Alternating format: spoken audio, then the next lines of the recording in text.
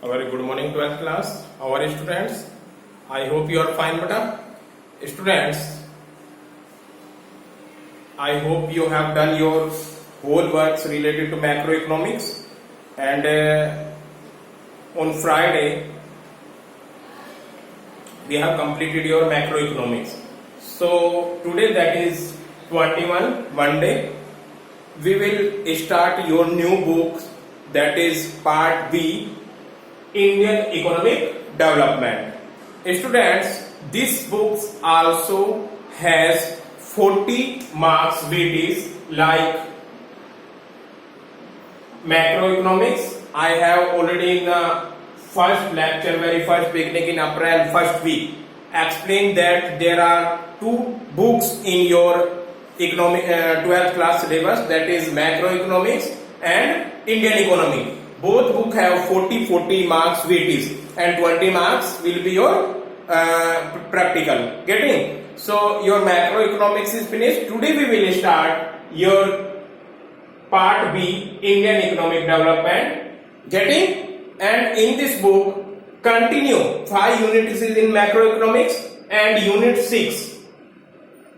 Part B की unit 6, part B में first unit है, but total units set by the CBSE is a continue 5 units in macroeconomics and 5 units in Indian economic development. So unit 6 is we will start today, that is development experience. Country के हमें development experience देखने हैं from 1947 to 90. In this book we will discuss what are the experience of countries and related to development 1947 से 1999 तक आप लोग देखेंगे country में क्या हुआ, and economic reform since 1991.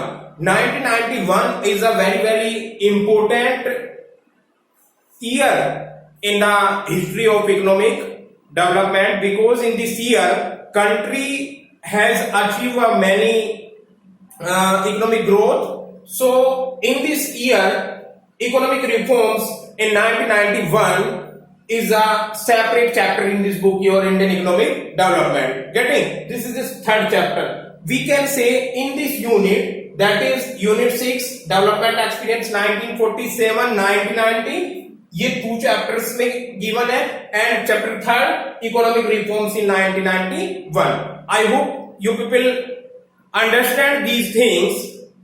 In this unit we have 3 chapters. Getting? Which unit? Unit 6, that is development experience 1947 to 1990. 2 chapter इसमें है, and economic reform since 1991 is a separate chapter, which is chapter number 3. This is clear to every student? So now we will start first chapter. Chapter first is Indian economic on the eve of Independence Day. Indian economy, sorry, here is economy. Indian economy on the eve of independence. What do you mean by eve? Eve means एक तरह से ये at a time, वैसे शाम होता है कि उस शाम को हमारी कंट्री कैसी थी. आई होप आप जस्ट कीजिए. इंडियन कब की बात कर रहे हैं बेटा इस चैप्टर में?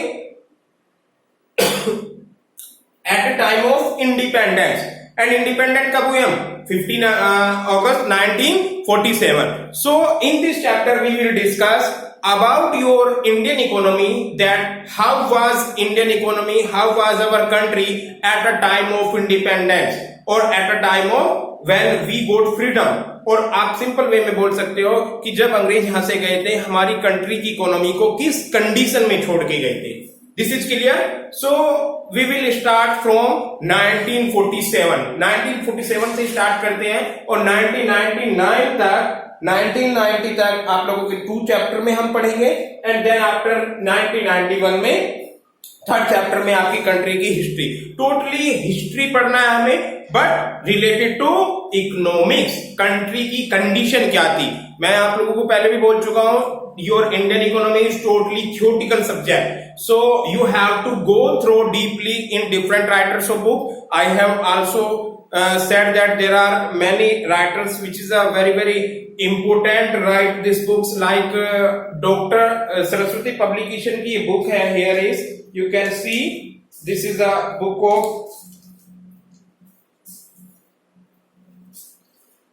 यस, सरस्वती हाउस की डॉक्टर डी पासरे की अगर बुक आपको मिलती है तो बहुत अच्छी है। इसके अलावा राधा बहुगुणा की बुक अच्छी है, वी के ओहरी की भी अच्छी बुक है। डिफरेंट राइटर्स ने दे रखा है और मैं तो आपको ये सजेस्ट करूंगा कि आप डिफरेंट राइटर्स की बुक को कंसेप्ट क्लियर कर सकते हो। एनसीईआरटी पे भी आप फोकस डालो, Indian economy, because theoretical portion है, एनसीईआरटी में से भी आएगा। तो आप एक एनसीईआरटी ले लो और दूसरी कोई भी हेल्प बुक आप ले सकते हो। फोकस आप डालना सबसे ज्यादा डी पासरे पे या राधा बहुगुणा पर। Getting this is a priority. So students, if we are talking about introduction in Indian economy on the eve of independence, normally the battle of Plassey fought in 1757, मैंने यहाँ पे लिखा है थ्योरी, 1757 में प्लासी का बैटल हुआ था, आप लोगों ने हिस्ट्री में पढ़ा होगा। And what are the effect of this? Normally after the 1756 change the destiny of Indian countries, total destiny change हो गई। और जो पहले यहाँ के मुगल थे, मुगल के बाद आपने हिस्ट्री में पढ़ा होगा, इंडिया में पहले मुगल थे, फिर गुलाम वंश एक्सेट्रा, बहुत सारे यहाँ डेस्टिनी हुआ। तो 1757 से टोटली चेंज होकर over country. After this battle the British colonial rules start, यानी अंग्रेजों का रूल्स स्टार्ट हुआ। कब से स्टार्ट हुआ आपका? 1757। याद रखने वाली डेट है आपको 1757 से बैटल ऑफ प्लासी, एक प्लासी का वॉर हुआ, युद्ध हुआ, बैटल हुआ। And then after our country is control totally in the hand of Britain, hand of colonial government बन गई, hand of British. And then after they people control in your country almost 200 year, यानी 1757 से 190 साल आपका बैठ रहा होगा। कब तक रहे यहाँ पर?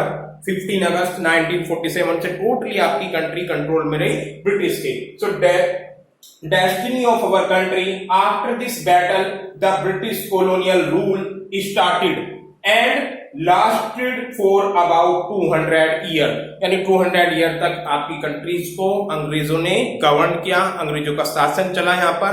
और 1947 all of you aware that 15 अगस्त 1947 में आपकी कंट्री ने फ्रीडम वोट किया। तो इस चैप्टर में हमें क्या पढ़ना है? एट द टाइम ऑफ 1947 आपकी कंट्री की क्या इकोनॉमी कंडीशन थी? Eight the time of 1947, because from the 1757 changed the destiny of our country. After this battle, the colonial government, colonial rules means British, जो अंग्रेज थे उनका रोल रहा पूरा कंट्रीज पे, और उन्होंने आपकी कंट्री को नॉर्मली जो भी उन्होंने डेवलप किया वो सारे डेवलपमेंट ऐसे किए कि ब्रिटिश को बेनिफिट मिला, बट एक्सीडेंटली कुछ बेनिफिट्स हमें भी मिले। लाइक इंडियन रेलवे उन्होंने बनाया अंग्रेजों ने, तो वो उन्होंने अपने बेनिफिट्स के लिए बनाया था। वो ट्रेड करते थे विद इन कंट्री, आपको कंट्री की मिड से जो पोर्ट है वहां तक आप लोगों का प्रोडक्ट गुड्स ले जाते थे, लेकिन वो इंडियन रेलवे को 1947 में यहां से नहीं ले जा सकते थे, तो उसका बेनिफिट हमें हुआ।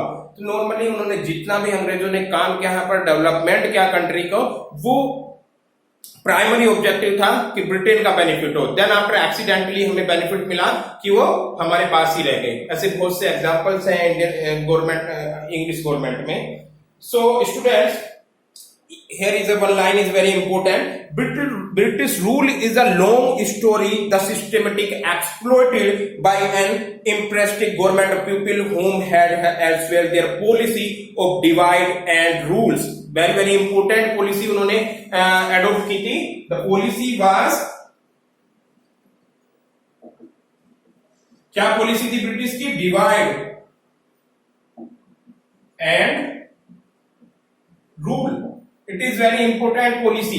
डिवाइड एंड रूल का मतलब क्या? फूट डालो और राज करो। गेटिंग? उन्होंने कैसे डिवाइड किया यहाँ पर? हिंदू मुस्लिम सिख ईसाई, आपकी कंट्रीज को, आप लोगों को उनसे झगड़ा कराते रहते थे और आपकी कंट्री को गवर्न करते रहते थे। और इतना डिवाइड एंड रूल किया उन्होंने कि 1947 की शाम को 15 अगस्त को इतना बड़ा डिवाइडेशन किया कि आपकी कंट्री से हिंदू मुस्लिम इतना बड़ा हुआ कि हमें दो कंट्रीज डिवाइड करना पड़ा, Hindustan and Pakistan. So this is a policy of the in British government. So this is very very typical and very problematic story policy. And by the help of this policy, Indian people is exploited. Double exploit होता था उनका. This is clear? I hope. So the benefits of British rules were accidentally if any, कोई भी अगर benefit होगा वो accidentally हुआ है, उन लोगों ने बेनिफिट्स दिया है आपकी कंट्री को, अपनी कंट्री को। The main motive of British policy was to serve interest of England, सारी पॉलिसी का मेन मोटिव क्या था कि किसको बेनिफिट मिले, इंग्लैंड को बेनिफिट मिले। This is clear.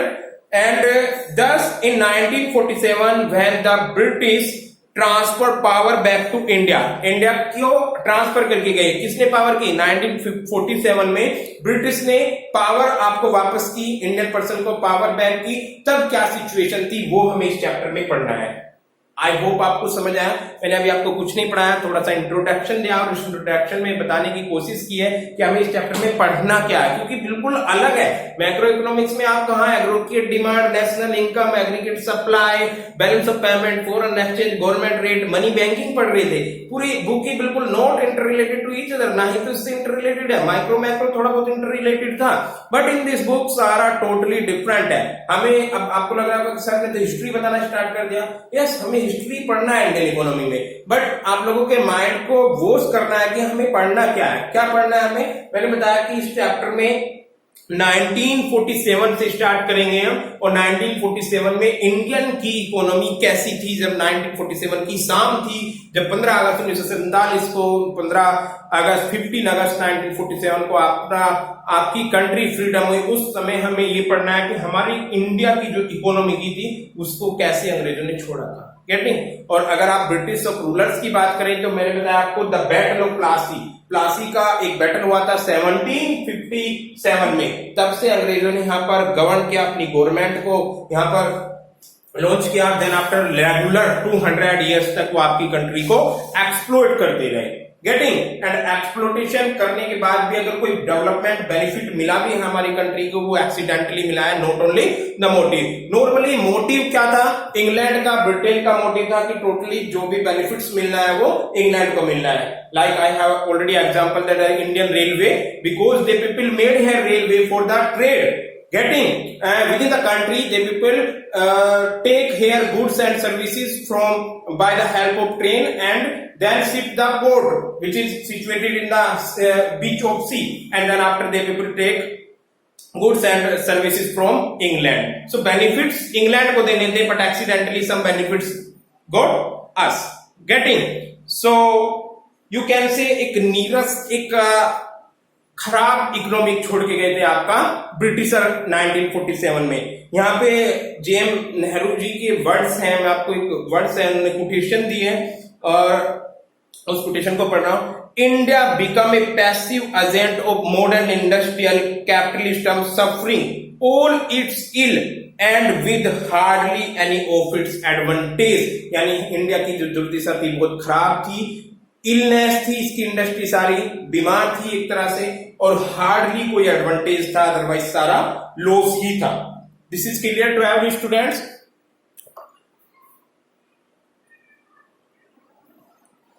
So students, next is after the introduction, मैंने थोड़ा सा इंट्रोडक्शन दिया आपको। Next is economic development on the eve of independence. Independence के टाइम इकोनॉमिक का क्या डेवलपमेंट था। So normally there will be no provision.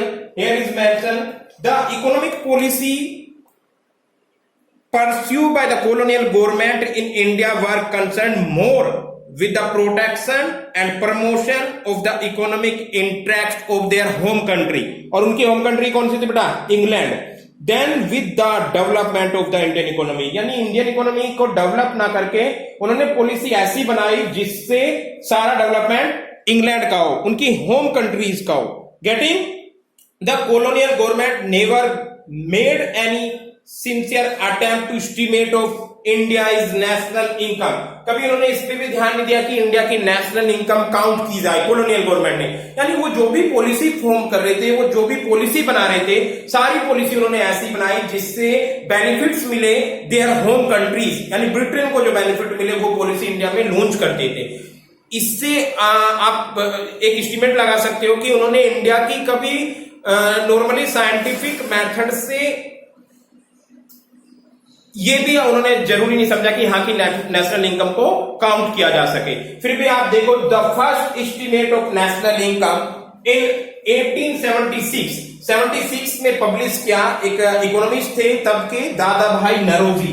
दादा भाई नौरोजी, आपने नेम सुना होगा हिस्ट्री में। ये एक ऐसी इकोनॉमिस्ट थे, उन्होंने 1876 में फॉर द ईयर ऑफ 1866-68 यानी ये ईयर उन्होंने उठाया 66 से 80, आपका काउंटिंग ईयर होता है 1 अप्रैल टू 31 मार्च। तो 1 अप्रैल 1866 से 31 1868 मार्च तक का उन्होंने एक ईयर लिया और उस ईयर का डाटा पब्लिश किया उन्होंने 1876 को, यानी हाउ मच टाइम 6 और 8 ईयर बाद उन्होंने, क्योंकि इतने ना ही तो रिसोर्सेज थे ना ही स्टेटिस्टिक्स की इतनी फीचर्स अवेलेबल थी, तब उन्होंने बेचारों ने, कोई उनके पास इतना ज्यादा, अंग्रेजों ने उन पर ध्यान नहीं दिया, लेकिन उन्होंने फिर भी एज ए इंडियन उन्होंने, दादा भाई नौरोजी ने एक नेशनल इनकम काउंट की एक एस्टीमेट लगाया, कोई साइंटिफिक नहीं था, और उन्होंने एस्टीमेट लगाने के बाद एक बुक लिखी बेटा, it was publish in poverty and British rule in India. ये बुक लिखी उन्होंने, poverty and British rule in India, और इस बुक में उन्होंने ये डाटा पब्लिश किया कि 1866-78 की बुक पब्लिश कब हुई 1876 कि इस ईयर की उन्होंने नेशनल इनकम मेजर की, बिकॉज जो यूरोपियन कंट्रीज थी, जो पश्चिम के सारे देश थे, वहां पे नेशनल इनकम काउंट होती थी, तो उन्होंने सोचा कि इंडिया की भी नेशनल इनकम काउंट करनी चाहिए। देन आफ्टर उन्होंने जो देखा, he estimate national income to be only ₹340 crore. देखो इतनी बड़ी इकोनॉमी इंडिया की, कहां से कितने सारे 28 यहाँ पे स्टेट है, इतनी बड़ी कंट्री, 28 नहीं, तब तो पाकिस्तान भी इसमें था, बांग्लादेश भी इसी कंट्रीज में था, इतनी बड़ी कंट्रीज की only 340 crore national income, 340 crore national income थी आपकी कंट्री की, इन which year 1866 to 68, and if we are talking about per capita income, it will be 20 rupees per person। per capita income कैसे निकालते हैं, ये टोटल आपकी नेशनल इनकम, ये तो 9th 10th में दोनों क्लास में आपने निकाला होगा, प्लस 11th में अगर कहीं जरूरत पड़ी, 11th में तो नहीं पड़ी होगी, यानी per capita income is equal to कैसे होगा, ये उसमें निकाला आपने मैक्रो इकोनॉमिक्स में, per capita income is equal to national income divided by population. तो कितना आ रहा था वो 20 रुपीज पर पर्सन इन 1866-68। आप लोग इससे अंदाजा लगा सकते हो कि कंट्रीज की कितनी खराब हालत थी। देन आफ्टर VKRV राव, ये साइंटिफिक एस्टीमेट था, इन्होंने एक साइंटिफिक एस्टीमेट दिया, दादा भाई नौरोजी ने रफली एस्टीमेट दिया था, VKRV राव ने एक साइंटिफिक एस्टीमेट दिया, and it was in scientific estimate was made by Professor VKRV Rao for the year 1931-32, यानी दादा भाई नौरोजी से बहुत बाद में 1931-32 का एक साइंटिफिक एस्टीमेट लगाया और इन्होंने पाया कि इंडिया की जो नेशनल इनकम थी वो 1689 करोड़, यहाँ पर 340, इनका रफली था डाटा, साइंटिफिक नहीं था, बट ईयर्स का भी डिफरेंस आ गया है, इन्होंने कैलकुलेट किया था 1866 का और ये कैलकुलेट कर रहे हैं 1931 का, तो लगभग कितना 60 साल का अंतर आया बेटा, बहुत ज्यादा डिफरेंस होता है।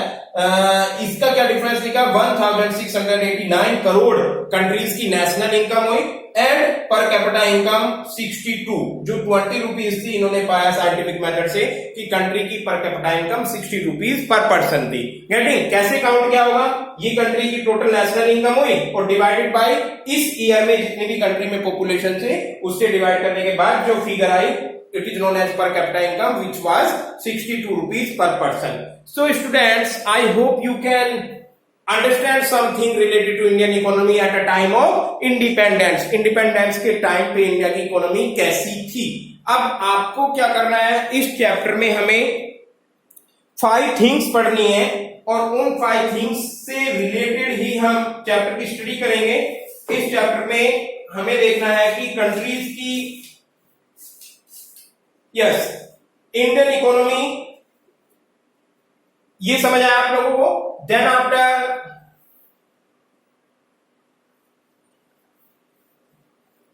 There are 5 headings here and we will explain tomorrow one by one. Like here is Indian economy लिख देते हैं, इकोनॉमिक डेवलपमेंट। चलिए, economic development of the eve of independence. अब किस हेड में देखना है ये हमें? So here is agriculture, second industry, third one foreign trade,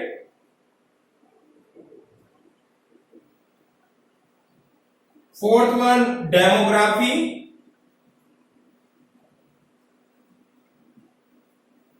next one infrastructure,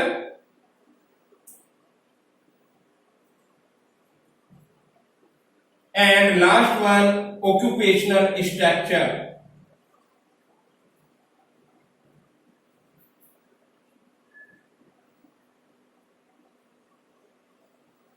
Students, these the six very 1 2 3 4 5 6, yes, 6 very important heading. By the help of these heading we are able to explain that how can judge and how can we can check the Indian economy at the time of independence. So हम सबसे पहले पढ़ेंगे what was the agriculture status at the time of independence. इसके अंदर 2-3 heading हम पढ़ेंगे। Agriculture कैसी थी? नॉर्मली लो लेवल था, low level of productivity, low level of income, low level of technology in agriculture sector etcetera. These things we will study in agriculture. Then after पढ़ेंगे हम what are the structure of industry at the time of independent of the India. Next foreign trade, foreign trade जो other country से export import थे वो कैसा था at time of independence. Demography pattern, demography pattern में क्या आता है बेटा आपका? Sex ratio, literacy rate, net attendance ratio is a part of demography, यानी कितने मेल फीमेल थे, कितने लिटरेट थे, कितने एजुकेट थे, वो सारा पैटर्न कब? At time of independence. Then after infrastructure, infrastructure this is T, infrastructure like railway, transport, postal service and electricity and etc. These things, या आप बोले तो कि what are the status of infrastructure of India at time of independence. And last one is occupational structure. We will also discuss that occupational structure. Occupational structure means total population, how can composition in each sector. How many sector of the Indian economy? There are 3 sectors like primary sector, secondary sector and tertiary sector. So we will also discuss how many person are engaged in a agriculture sector at the time of independence and how many person are engaged in secondary sector and tertiary sector.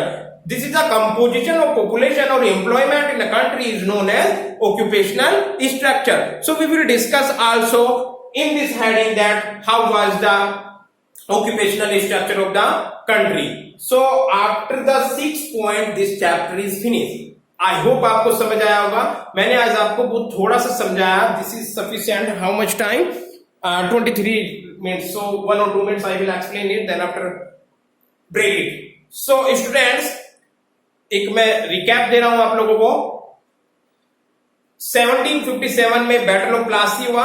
Battle of Plassey के बाद आपकी countries में totally जो rules चले वो British government के चले। British government ने फिर रेगुलर 200 इयर्स तक आपकी कंट्रीज को ऑक्यूपाइड रखा, अपने रूल एंड रेगुलेशन चले। उन्होंने जितनी भी यहाँ पे पॉलिसी लॉन्च की वो सारी पॉलिसी ऐसी बनाई जिससे उनकी होम कंट्रीज को बेनिफिट मिल रहा था, ब्रिटेन को बेनिफिट मिल रहा था। और उनकी मोस्ट इंपोर्टेंट पॉलिसी थी divide and rule. Divide and rule के थ्रू उन्होंने ये कहा था कि मतलब ये उनकी पॉलिसी थी, हम लोगों को नहीं बोला उन्होंने कि डिवाइड करो इन लोगों को, इंडियन को डिवाइड करो, रूल्स करते रहो। एक आपका मैं आपको एक छोटी सी स्टोरी बता रहा हूँ। इन्होंने क्वेश्चन कराया था, इन्होंने एक पेपर कराया था, सुभाष चंद्र बोस उस एग्जाम में बैठे थे और क्वेश्चन उसमें आया हुआ था कि क्या रीजन है कि अंग्रेज इंडिया पर इतने लंबे टाइम से अपना जो कॉलोनियल बना रखा है इंडिया को, या राज कर रहे हैं इंडिया पे। तो सब लोग लिखे जा रहे थे 3 घंटे का पेपर है, लिख रहे हैं। सुभाष चंद्र बोस तभी पेन रखा और वो बोले जो इन्विजिलेटर रूम में होता है कि 5 मिनट्स बिफोर जब एग्जाम खत्म हो रहा होगा मुझे उठा देना। कि क्या उठा देना, 5 मिनट्स में लिखोगे आप? कि यस मैं 5 मिनट्स में लिखूंगा। तो उन्होंने क्या लिखा, उन्होंने केवल ये लिखा डिवाइड एंड रूल। तो अंग्रेजों ने बुलाया कि ये तो बहुत इंपॉर्टेंट है कि ये क्या लिखा आपने, क्या एक्सप्लेन करे जा रहे कि बस ये 2 ही तो वर्ड है जिसकी वजह से आपने हमारी कंट्री को कॉलोनी बना लिया। हमें आप डिवाइड में रखते हो, हिंदू मुस्लिम में सिख ईसाई हमें यहाँ पे लड़ाई रखते हो और हम लोगों का ध्यान ही नहीं जाता कि आपको हमें यहाँ से भगाना है। तो इतनी बड़ी बात सुभाष चंद्र बोस ने बोली थी। तो this is a policy of British is a very important policy that divide and rule. और उन्होंने इस पॉलिसी के थ्रू बेटा इतना बड़ा खेल खेला कि आपकी कंट्री को ही डिवाइड कर दिया उन्होंने। आपकी कंट्री जो कि इतनी बड़ी कंट्री, इंडिया को सोने की चिड़िया बोला जाता था। क्यों बोलते थे हम सोने की चिड़िया? Because here is a all resources available, unlimited resources थे यहाँ पर। बट जब से आपकी कंट्री का बंटवारा हुआ है, बहुत सारा रिसोर्सेज पाकिस्तान के पास चला गया है, बहुत सारा रिसोर्सेज हमारे पास चला गया है। और सबसे बड़ी बात है, बहुत सारा कंट्री की जो नेशनल इनकम है, हमारी नेशनल इनकम का जो बहुत बड़ा पोर्शन है, वो दोनों कंट्रीज की बात कर रहा हूं मैं, पाकिस्तान एज हिंदुस्तान, दोनों कंट्रीज की जो हम लोगों ने बॉर्डर डिसाइड कर रखा है, सारा पैसा वहां पे चला जाता है। आप जस्ट इमेजिन कीजिए अगर वो बॉर्डर ही नहीं होता तो वो सारा पैसा हम अपनी कंट्री की डेवलपमेंट कर सकते हैं। एज ए इकोनॉमिक्स स्टूडेंट आप सोच सकते हो कि हम पाकिस्तान बॉर्डर पे कितना खर्च कर रहे होंगे और पाकिस्तान भी इंडियन बॉर्डर पे कितना खर्च कर रहा होगा। अगर ये दोनों कंट्री एक होती तो ऐसा नहीं होता। तो ये डिवाइड एंड रूल पॉलिसी ये गवर्नमेंट ब्रिटिश की पॉलिसी थी और इस पॉलिसी के थ्रू इन्होंने आपकी कंट्रीज को डिवाइड कर दिया। गेटिंग? सो देन आफ्टर इससे भी पता चलता है इन्होंने कभी साइंटिफिक मेथड से हमारी कंट्री की नेशनल इनकम भी काउंट नहीं कराई। दादा भाई नौरोजी और VKRV राव, दादा भाई नौरोजी ने 1876 में आपकी कंट्री की नेशनल इनकम काउंट की और VKRV राव ने 1931-32 में आपकी कंट्री की नेशनल इनकम काउंट की। डाटा आप लोग देखोगे जो भी था। देन आफ्टर आज जो पढ़ना है हमें इसमें ये हेड्स है, इन हेड्स के थ्रू हम पढ़ेंगे। कल से स्टार्ट करते हैं इसको। Agriculture at a time of independent situation of agriculture की क्या स्थिति थी, same at a time of independent industry की क्या स्थिति थी, फॉरेन ट्रेड की, डेमोग्राफी, इंफ्रास्ट्रक्चर और occupational structure. So students from tomorrow we will discuss one by one these headings. Getting? So thank you so much to our class. I hope you can understand easily. Please take a Indian economy book and go through it. Getting? Or one more thing, Indian economy start होने का मतलब ये नहीं है कि आप macro economics का revision छोड़ दें। Please, macro economics is very very important. National income के चैप्टर से लेके इनकम डिटर्मिनेशन तक, बैलेंस ऑफ पेमेंट तक, each and everything is a very very important. So please revise it, है ना? Getting? Thank you so much students. This is sufficient for today, and tomorrow we will start these heading one by one. Getting? So once again, thank you so much students.